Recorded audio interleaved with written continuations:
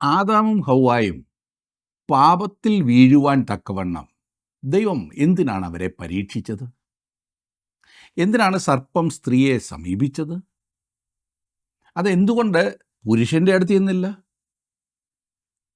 ഉത്തരം മുട്ടിക്കുന്ന ഒരുപാട് ചോദ്യങ്ങൾ. സംശയിക്കേണ്ട, എല്ലാത്തിനും ഉത്തരമുണ്ട്.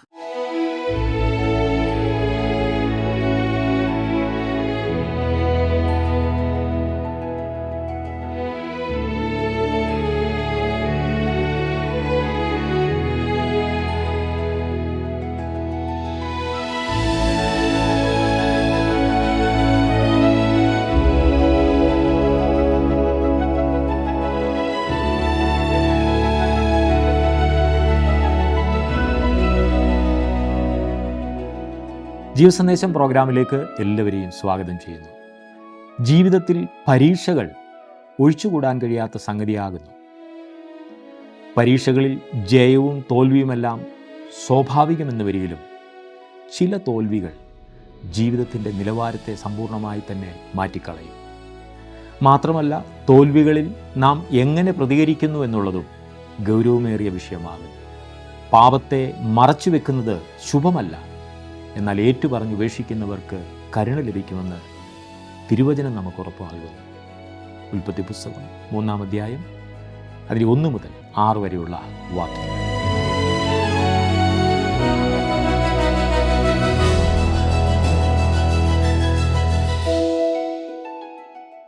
ബൈബിളിലെ ഏറ്റവും പ്രധാനപ്പെട്ട അധ്യായം എന്ന് പൊതുവെ അംഗീകരിക്കപ്പെട്ടിട്ടുള്ള ഉൽപ്പത്തി പുസ്തകം 3-ാം അധ്യായം. ഇന്ന് നാം അത് പഠിക്കുവാൻ ആരംഭിക്കുകയാണ്.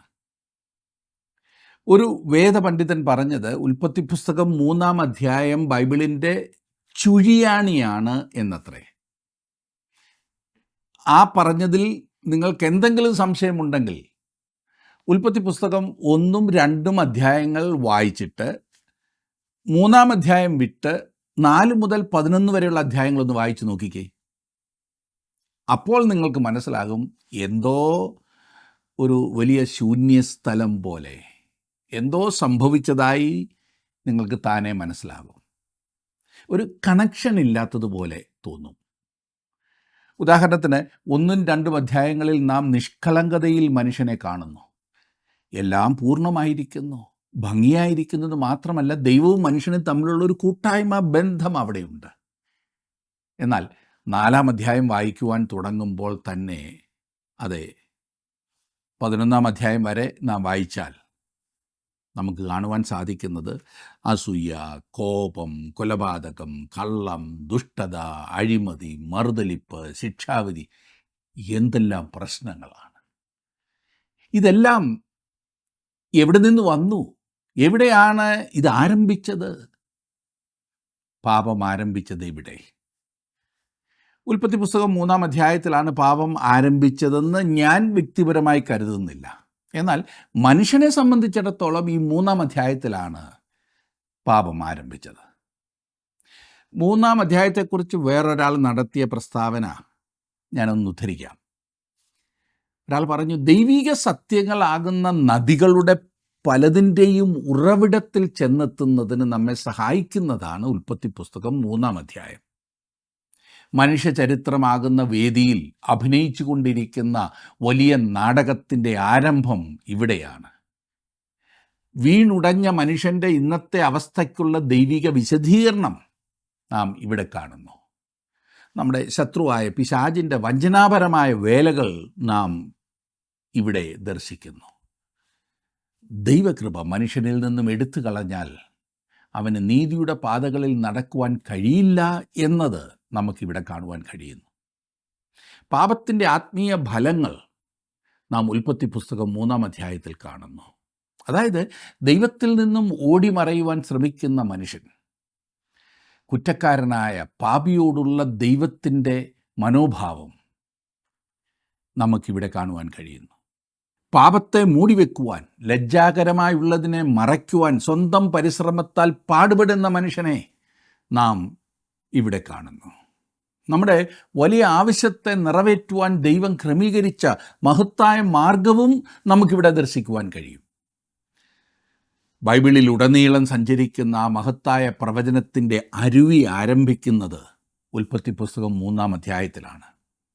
ഒരു മധ്യസ്ഥനിലൂടെ അല്ലാതെ മനുഷ്യന് ദൈവത്തെ സമീപിക്കുവാൻ സാധ്യമല്ല എന്ന് നാം ആദ്യമായി കാണുന്നത് ഉൽപ്പത്തി പുസ്തകം 3-ാം അധ്യായത്തിലാണ്.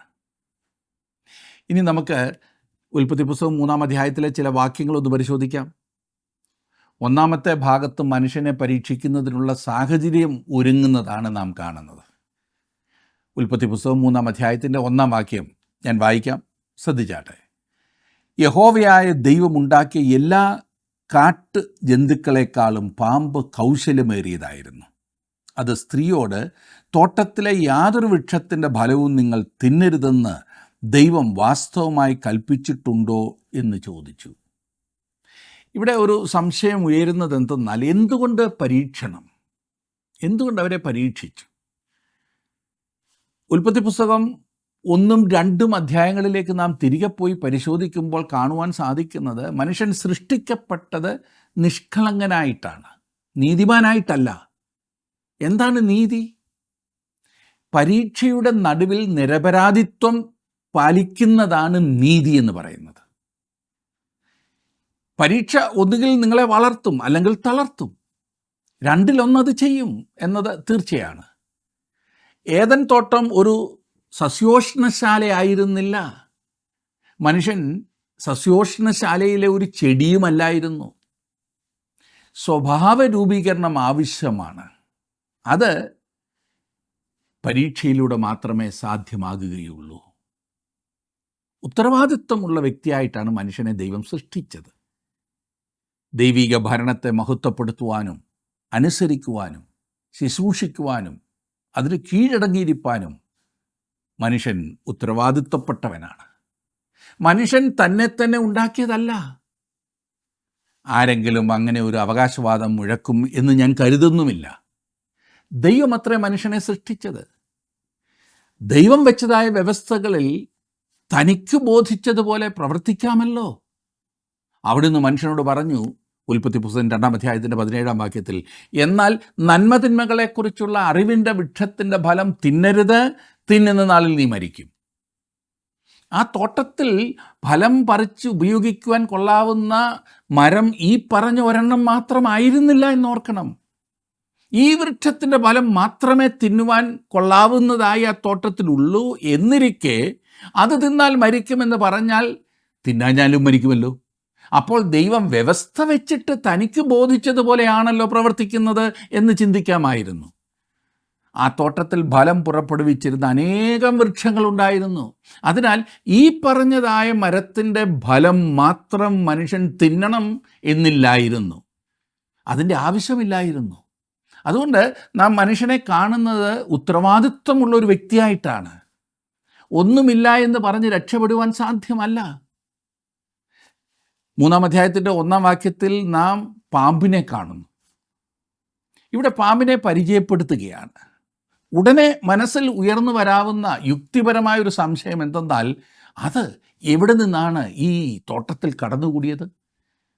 എങ്ങനെയാണ് അത് ഈ മനോഹരമായ തോട്ടത്തിൽ പ്രവേശിച്ചത്?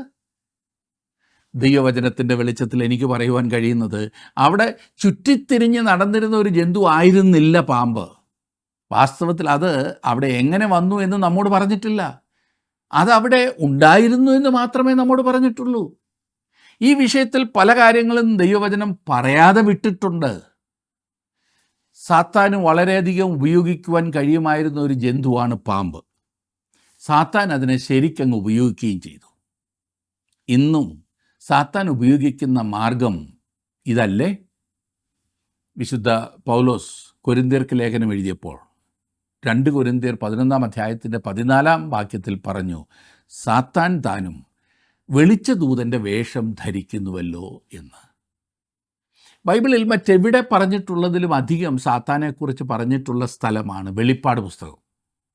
വെളിപ്പാട് പുസ്തകം അതിൻ്റെ 12-ാം അധ്യായത്തിൻ്റെ 9-ാം വാക്യത്തിൽ നാം വായിക്കുന്നത്, ഭൂതലത്തെ മുഴുവൻ തെറ്റിച്ച് കളയുന്ന പിശാചും സാത്താനും എന്ന മഹാസർപ്പമായ പഴയ പാമ്പിനെ ഭൂമിയിലേക്ക് തള്ളിക്കളഞ്ഞു, അവൻ്റെ ദൂതന്മാരെയും അവനോടുകൂടെ തള്ളിക്കളഞ്ഞു. നമ്മിൽ പലരും ചിന്തിക്കുന്നത് പോലെ ആ തോട്ടത്തിലൂടെ കയറി ഇറങ്ങി നടന്നിരുന്ന ഒരു സുന്ദര ജീവി അല്ലായിരുന്നു ഈ പറഞ്ഞ പാമ്പ്. അവനെക്കുറിച്ച് ദൈവവചനം നൽകുന്ന ചിത്രം അതേ അല്ല. വെളിപ്പാട് പുസ്തകം 20-ാം അധ്യായത്തിൻ്റെ 2-ാം വാക്യത്തിൽ നാം വായിക്കുന്നത്, അവൻ പിശാചും സാത്താനും എന്നുള്ള പഴയ മഹാസർപ്പത്തെ പിടിച്ച് 1000 ആണ്ടേക്ക് ചങ്ങലയിട്ടു. വളരെയധികം കഴിവുകളുള്ള ഒരു ജീവിയായാണ് ഇവിടെ നാം ഇതിനെ കാണുന്നത്. അവൻ്റെ ആരംഭത്തെക്കുറിച്ച് യാതൊരു രേഖയും ഉൽപ്പത്തി പുസ്തകത്തിൽ നമുക്ക് ലഭിക്കുന്നില്ല. എനിക്ക് തോന്നുന്നത് യെശയ്യാ പ്രവചനം 14-ാം അധ്യായത്തിലും യെഹെസ്കേൽ പ്രവചനം 28-ാം അധ്യായത്തിലും ഈ ജന്തുവിൻ്റെ ആരംഭത്തെക്കുറിച്ച് നമ്മോട് പറയുന്നു എന്നാണ്. ഇവൻ എപ്രകാരമാണ് ഇങ്ങനെ ആയതെന്നും അവിടെ സൂചനയുണ്ട്.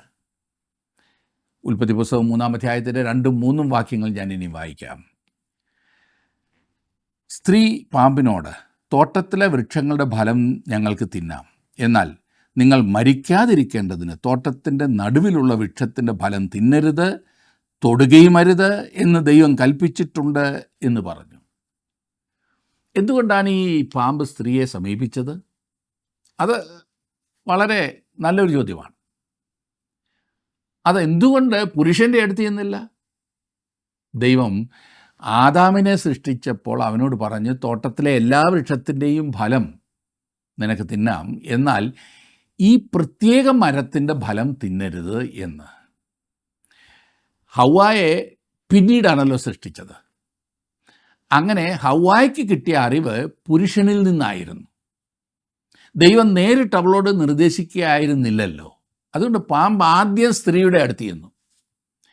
ഇനി തുറന്നു പറഞ്ഞാൽ ഞാൻ ചിന്തിക്കുന്നത് പുരുഷനേക്കാൾ വളരെ ലോലമായ അഥവാ മൃദുവായ വ്യക്തിത്വമായിട്ടാണ് സ്ത്രീയെ സൃഷ്ടിച്ചിരിക്കുന്നത്. ഇതൊരു മോശം കാര്യമല്ല എന്ന് പറഞ്ഞാൽ അവർക്ക് കൂടുതൽ മനസ്സലിവ് തോന്നുന്ന ഒരു ജീവിതമാണ്. ഇന്നും അങ്ങനെയാണല്ലോ. കൂടുതൽ അനുകമ്പ അവളുടെ സ്വഭാവത്തിൽ എപ്പോഴും ഉണ്ടായിരിക്കും. പുരുഷനേക്കാൾ കൂടുതൽ നിർദ്ദേശങ്ങൾ അംഗീകരിക്കുവാൻ തയ്യാറായിട്ടുള്ളത് സ്ത്രീ ആയിരിക്കും. യഥാർത്ഥത്തിൽ ഞാൻ ചിന്തിക്കുന്നത് പുരുഷനേക്കാൾ കൂടുതൽ ജിജ്ഞാസയും സ്ത്രീക്കാണ് എന്നത്രേ. ഇത് ഗുണവും ചെയ്യും ദോഷവും ചെയ്യും.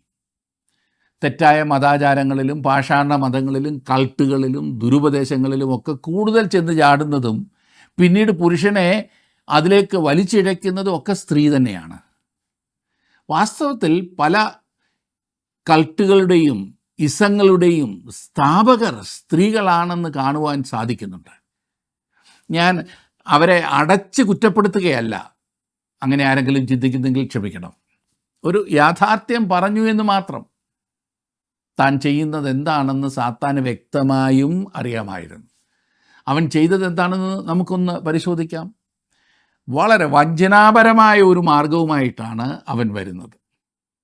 ദൈവവചനത്തെ സംശയിക്കുവാൻ ഉതകുന്ന ഒരു ചോദ്യം ആദ്യം അവൻ തൊടുത്തുവിട്ടു. തോട്ടത്തിലെ യാതൊരു വൃക്ഷത്തിൻ്റെ ഫലവും നിങ്ങൾ തിന്നരുതെന്ന് ദൈവം വാസ്തവമായി കൽപ്പിച്ചിട്ടുണ്ടോ എന്ന് ചോദിച്ചു. പാമ്പ് അഥവാ സാത്താൻ ഹവ്വായുടെ മനസ്സിലൊരു സംശയം ഉണ്ടാക്കുകയും അവളുടെ ജിജ്ഞാസയെ ഉണർത്തുകയും ചെയ്തു.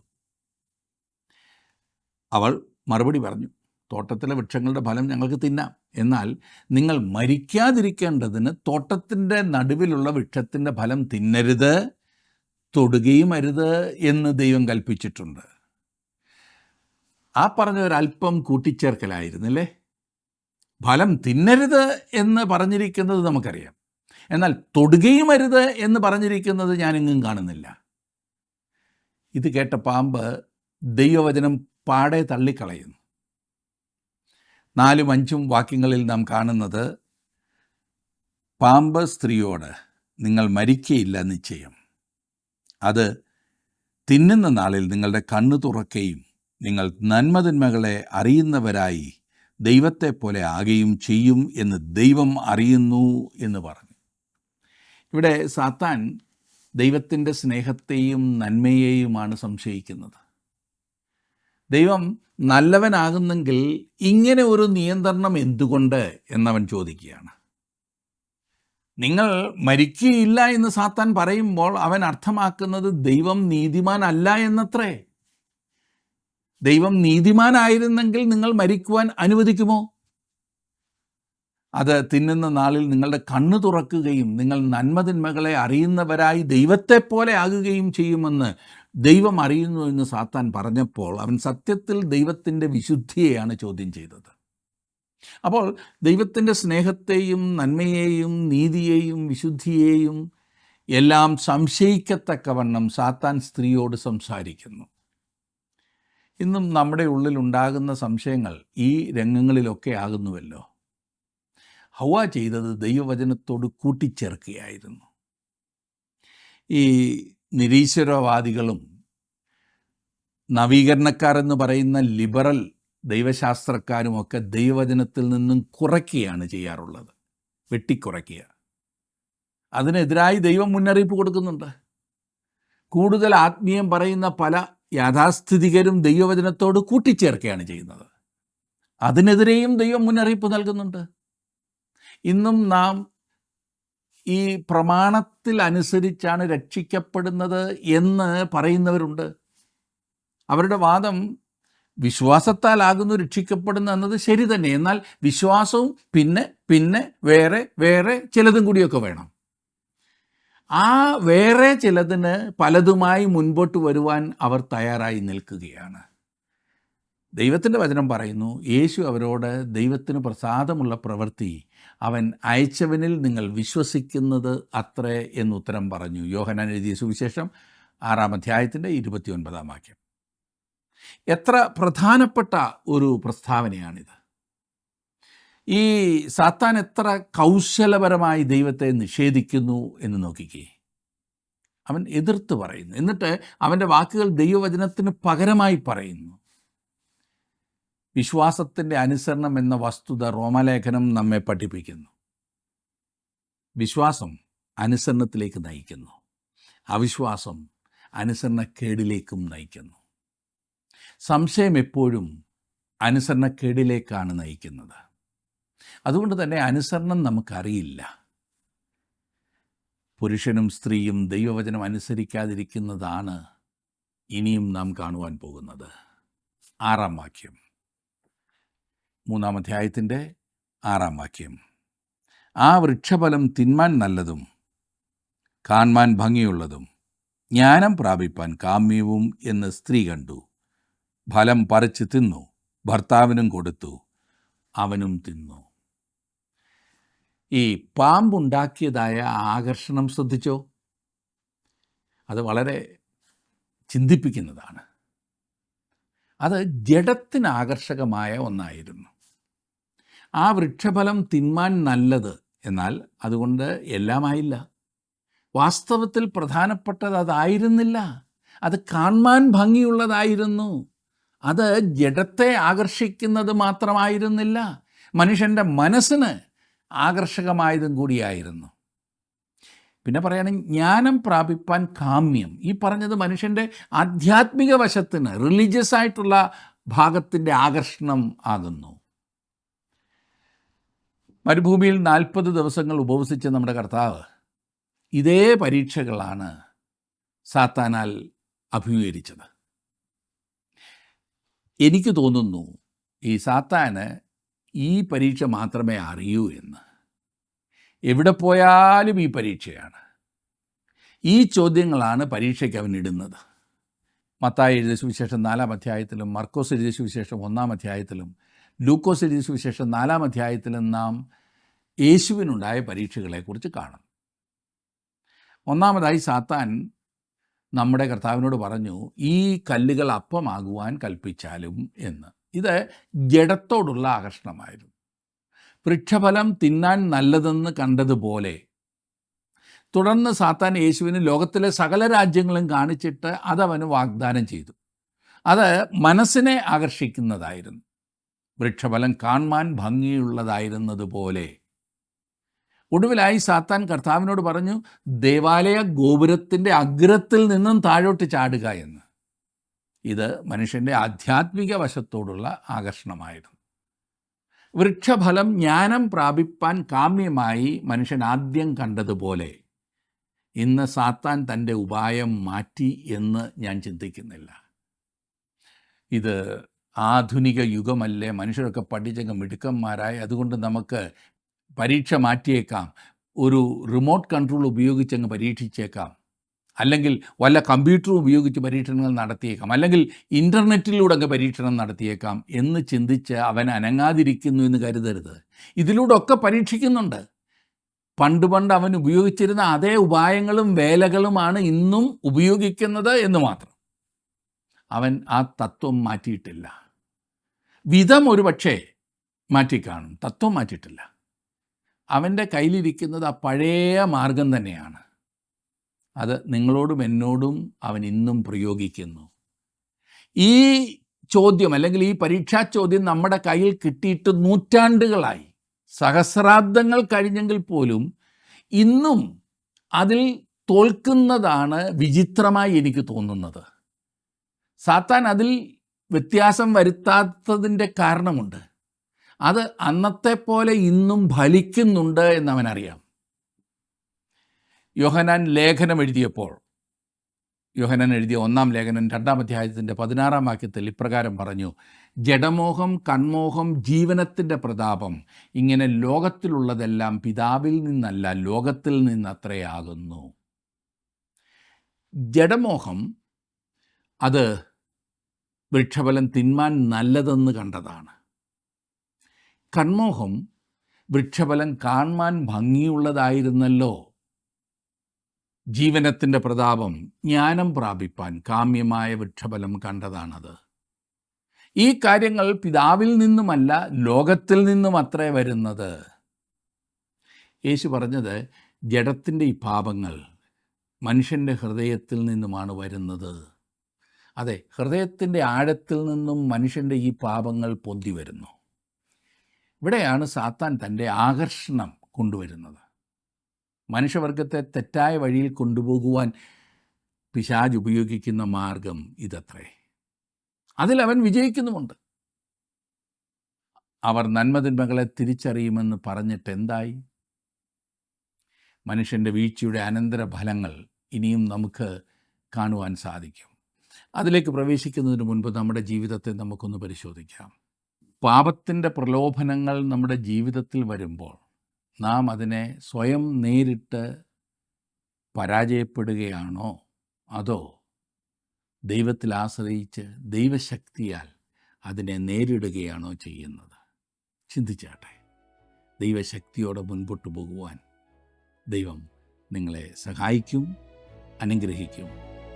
അതിന് ഞാനും പ്രാർത്ഥിക്കുന്നു.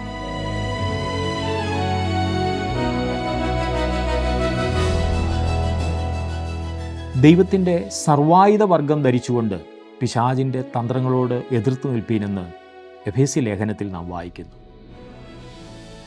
ദൈവവചനം എന്ന ആത്മാവിൻ്റെ വാൾ ഉപയോഗിച്ചാണ് ക്രിസ്തു പിശാചിൻ്റെ പരീക്ഷകളെ നേരിട്ടതെന്ന് സുവിശേഷങ്ങളിൽ കാണുവാൻ നമുക്ക് സാധിക്കും.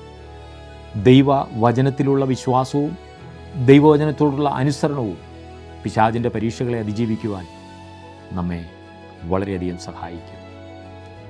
ഭോഷ്ക് പറഞ്ഞ് ജനത്തെ ദൈവത്തിൽ നിന്ന് അകറ്റിക്കളയുന്നത് പിശാചിൻ്റെ ഒരു വലിയ തന്ത്രമാകും. എന്നാൽ ദൈവത്തിൻ്റെ വചനം സത്യമാകുന്നു എന്ന് തിരിച്ചറിഞ്ഞ് വിശ്വസിക്കുവാനും അനുസരിക്കുവാനും ദൈവം നമ്മെ സഹായിക്കട്ടെ.